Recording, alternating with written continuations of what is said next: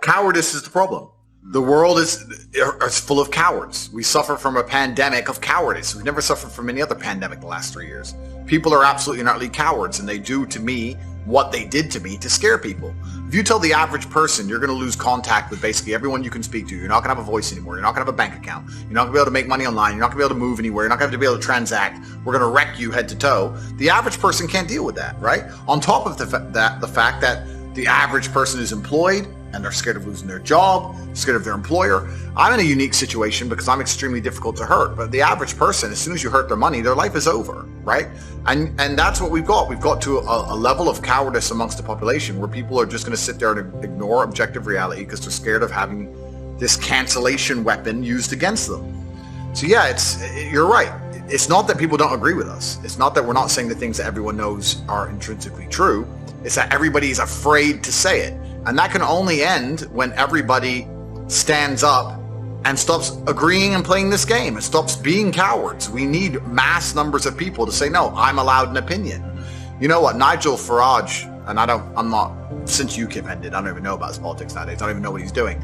But he says something that was really interesting. He was asked about who runs the world, and I guess the person was trying to set him up for a question about the elites. And he said, truthfully, I'll tell you who runs the world. We do. Because we decide how much of this crap we're going to put up with. The problem is we're putting up with too much of it. The problem is everyone's a coward. And you're right, I get the same thing. Wow, thanks for saying it. Why don't you say it? And everyone is just terrified. And it really is truly crazy because fear has always been the control mechanism of man. The worst things that have ever happened in any society or any civilization since the dawn of fucking records has been done under the name of fear. Get the population afraid. What did Goebbels say? The propaganda minister of the Third Reich. Once people are afraid, give them a common enemy, they'll do anything you want. That's the Nazis knew this. Everyone knows this, right? So it's a basic playbook, but I think it's also a larger issue. I think that things like making sure people are semi-depressed, making sure people are divided, making sure people are selfish, making sure people are self-obsessed, they're trying to destroy people's will to stand up and care about anyone other than themselves. And once you do that, couple in with the fact that if you start to care about others and genuinely care about the world, you'll ruin your own life. It just makes people shut up. These people can't think.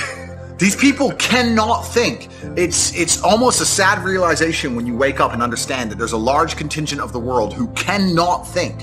And when I say that, I don't mean that in some kind of, semi-sarcastic or I mean that literally.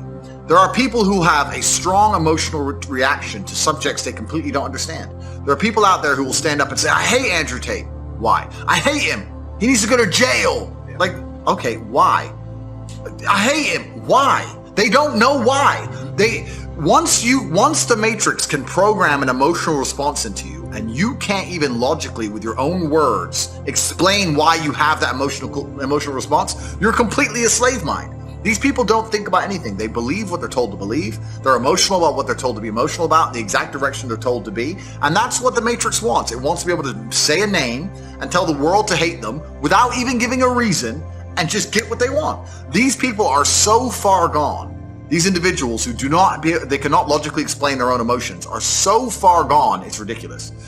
As an adult, what you need to do is seriously analyze every strongly held belief you currently have and work out where it came from. Is it personal experience? Is it from somebody who I care about and who I trust?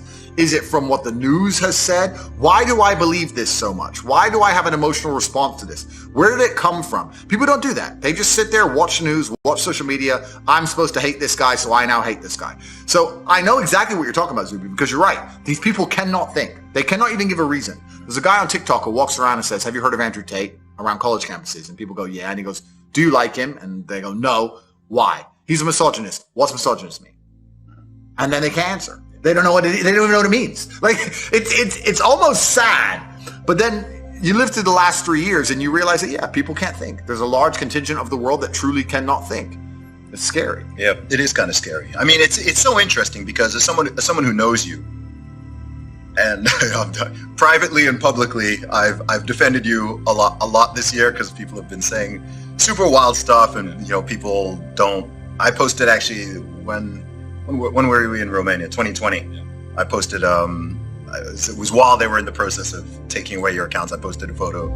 That's what's crazy. But the reason they'll gloss over all of that is because, like I said, you have to ignore your own eyes. That's what they want. When you're fully slave-minded, What I will genuinely state this as a fact. I will state this as a fact, even though I don't know it's a fact, but I would love for someone to do the study.